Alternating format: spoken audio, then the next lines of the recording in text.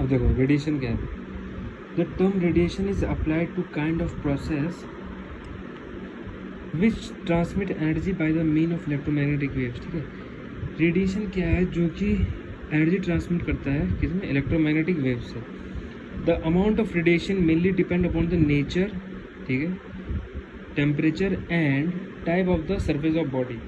ठीक है, when the radiators are falling on body three things happen. जब radiation किसी बॉडी में फॉल करता है तो तीन हैपन होता है। पहला पार्ट क्या होता है, एब्जॉर्ब होता है बॉडी से, दूसरा रिफ्लेक्ट होता है, और तीसरा क्या है, remaining radiation are transmitted through the body. ठीक है, तो पहला करने का मतलब कि पहला जाता है एब्जॉर्ब हो जाता है, दूसरा क्या करता है, रिफ्लेक्ट हो जाता है, तीसरा उससे आर पार हो जाता है।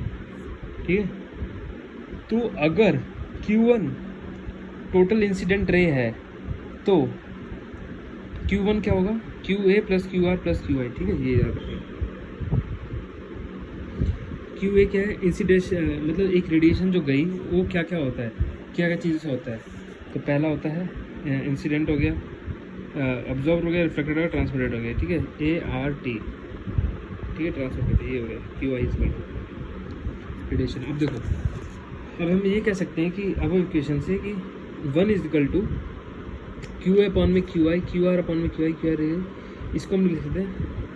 ये जो इक्वेशन है ना, हम इसको ऐसे भी लिख सकते हैं। ठीक है, QA अपॉन में QI, QR अपॉन में QI, इसको उल्टा कर दिया। ठीक है, और 1 के बराबर दिखा दिया।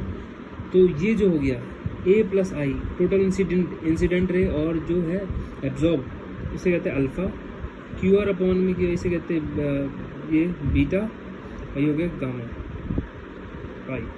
ठीक है, तो एब्जॉर्बिलिटी, रिफ्लेक्टिविटी और ट्रांसमिटिविटी, तो ये रेशियो किसका है, incident radiation absorb to the total incident radiation. ठीक है, इंसिडेंट एब्जॉर्ब, इसी तरीके से रिफ्लेक्टिविटी किसका रेशियो है,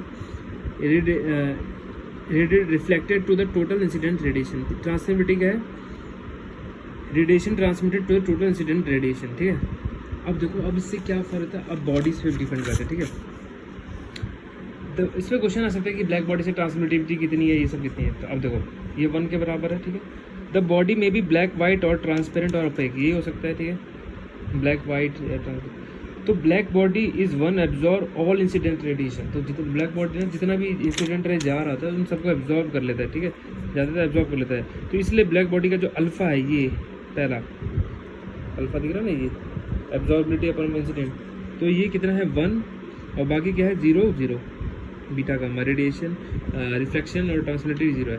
इसी तरीके से वाइट बॉडी क्या रिफ्लेक्ट करता है इंसिडेंट रेडिएशन को, तो इसी तरीके से इसका क्या जो रिफ्लेक्टिविटी है वो 1 है, बाकी एब्जॉर्बिलिटी और ट्रांसमिटिविटी 0 है। और ट्रांसपेरेंट बॉडी कहते हैं ट्रांसमिट करता है और को, ठीक है, सब कुछ को निकाल देता है, तो इसलिए इसका क्या ट्रांसमिटिविटी 1 है, बाकी बीटा क्या हो गया अपना रिफ्लेक्टिविटी, और ये क्या है अपना ट्रांसमिटिविटी, ये क्या है 0 है सॉरी अल्फा, एब्जॉर्बिलिटी 0 है।